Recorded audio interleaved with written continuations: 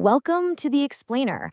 Today, we are diving deep into a really unique way of looking at sacred stories, an idea that there might just be a hidden pattern, a kind of divine blueprint for reality itself, encoded within them.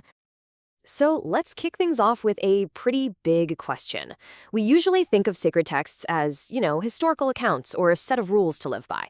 But what if there's something more going on? What if, hiding in plain sight, there's a kind of code, a mystical framework that actually maps out the very process of how the divine will unfold in our world?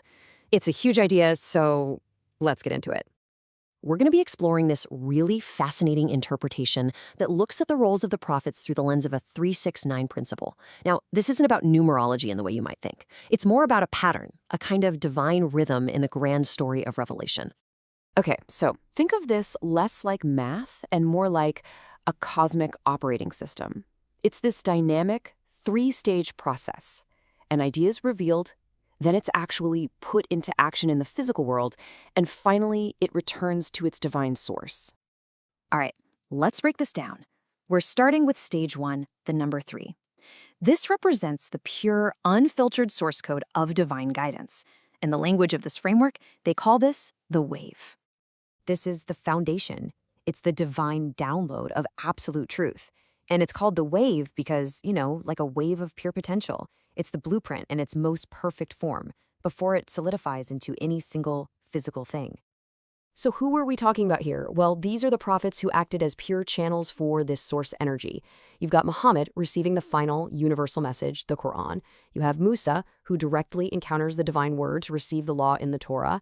And Idris, who represents that deep ancient knowledge that's really the foundation for all revelation. They're the first conduits for that divine blueprint. So the big thing to remember here is that this first stage is all about the blueprint. It's the pure idea straight from the source. It's the absolute truth in its wave form, before it starts interacting with and shaping the world around us.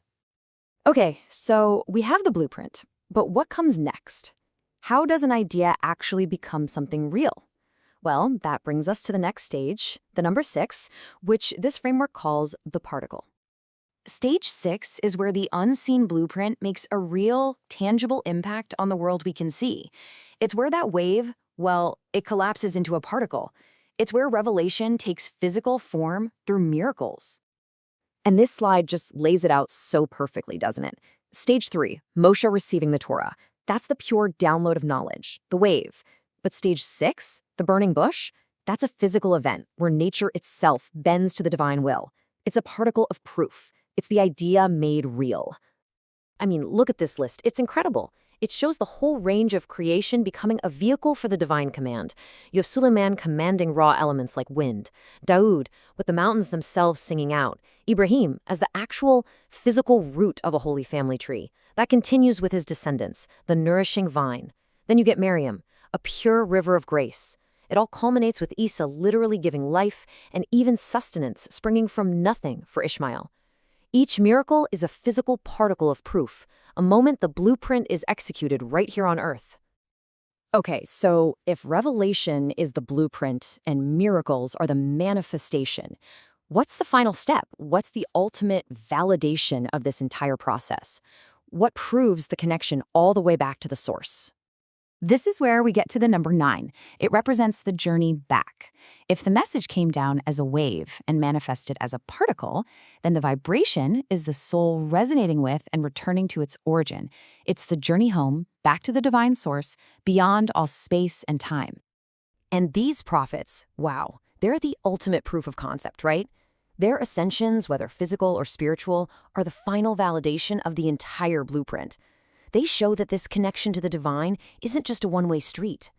Muhammad's night journey is really presented as the perfect synthesis here. First, mastering the physical world by connecting and completing the messages of all the prophets before him.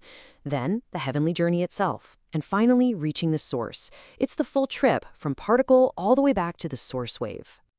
All right, let's put it all together now. Let's zoom out and see the complete, elegant picture this framework is trying to paint. How do the wave, the particle, and the vibration all work together as one system? You can see this beautiful cyclical logic to it. A truth comes down from the divine, it's proven here in our world, and ultimately, the path it creates leads right back to the divine. It's a complete circuit: communication, verification, and return. And this right here is probably the most important takeaway from this whole framework. The point is to see the prophets not as figures to be worshipped in and of themselves, but as perfect channels for absolute truth. They're the instruments through which this divine symphony is played, not the composers. So why does any of this matter? Well, it encourages us to see a deeper, interconnected structure in stories we thought we already knew. It suggests that the universe isn't just a series of random events, but that it's guided by a divine, rhythmic flow, a consistent and elegant blueprint for reality.